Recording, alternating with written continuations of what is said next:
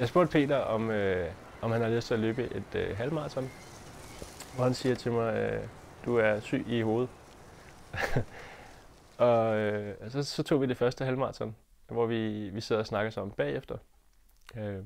Og så nævner Peter bare, at han faktisk havde glemt, at han sad i kørestol under løbet. Og kan man sige, som tvillingen med der kan løbe og gå, er det jo det bedste, man kan høre fra sin tvillingebror.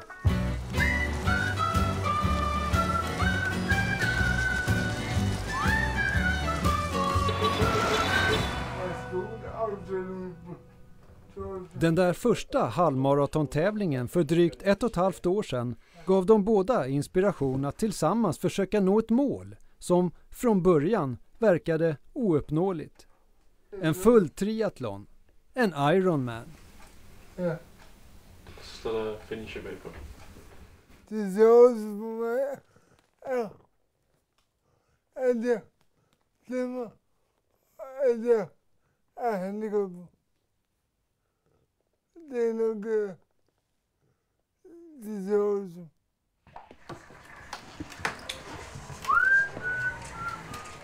Och i slutet av augusti i år så ställde de upp i Köpenhamns full triathlon. De tog sig igenom 3,8 kilometer till havs, cyklade 18 mil och avslutade med ett maratonlopp och gick i mål på lite drygt 15 timmar.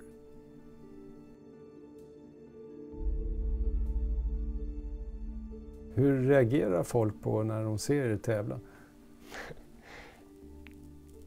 Den vi ser mest, det er den her. Men det er jo fedt, fordi vi er ude og ligesom at bevise noget over for folk, som ikke havde regnet med, at det kunne lade sig gøre. Men dem, der så kender os, de er jo, altså de klapper og pifter og hujer og virkelig støtter godt op. Hvis der er nogen, der havde sagt til Peter for 2 år siden, at han ville sidde med en Ironman-medalje, så tror jeg godt nok, at han har kigget langt efter det. De föddes den 22 januari 1980, 3 månader för tidigt. Och de vägde bara 1200 gram. Peder, som kom 5 minuter efter Sten, drabbades av en CP-skada på grund av syrebrist. Och han har genom åren fått se och höra om hur hans storebrors liv handlat mycket om idrott. Vi har altid vidst, hvor vi har hinanden, tror jeg. Men det her har så gjort, at vi er på samme niveau. Nu kan vi sidde og snakke sammen, hvor før, hvis jeg kom hjem og fortalte om et løb, jeg havde taget, så kunne Peter sidde og sige, nej, men det lyder spændende, det lyder interessant, men ikke rigtig vidste, hvad det var. Vi följde bröderna Mondrup under en halv Ironman i Helsingör där Sten simmar med en kajak fastbunden efter sig. Och de berättar att en av anledningarna till deras satsning på triathlon är just att Peder ska få möjligheten att uppleva en tävling. Och det har visat sig att han faktiskt blir minst lika trött av ansträngningen som sin storebror. Peter, hans krop er... Det er lidt ligesom at sidde og spænde i armen i så lang tid. Så han sidder sådan og prøver at slappe af og sidde og kæmpe. Så hvor at måske 60% af mine ben er i gang med at arbejde, er det 100% af Peters krop, der er på arbejde hele tiden. Det er rigtig hårdt for ham. Och de har satt igång ett projekt om att få ut fler idrottare med funktionsnedsättning. Många triatleter har redan visat intresse och till nästa års Ironman i Köpenhamn hoppas man på att minst 5 par kan finnas på startlinjen. Han får aktiveret nogle muskler, som han ikke vil gøre normalt. Jeg tror, at motion er altid sundt og godt, selvom du sidder i kørestol. Og alle de her indtryk og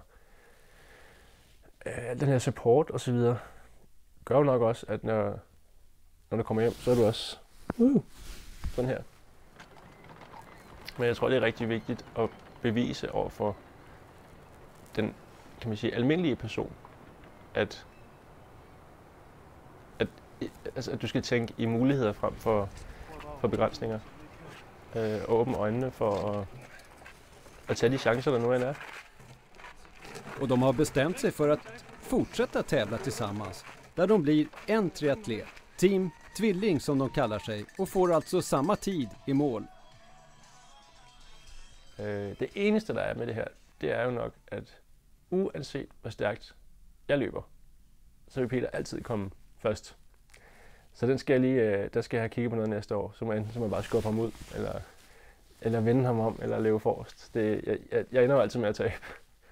det er lidt hårdt. Brukar han reta dig för att du alltid är tvåa? Ja.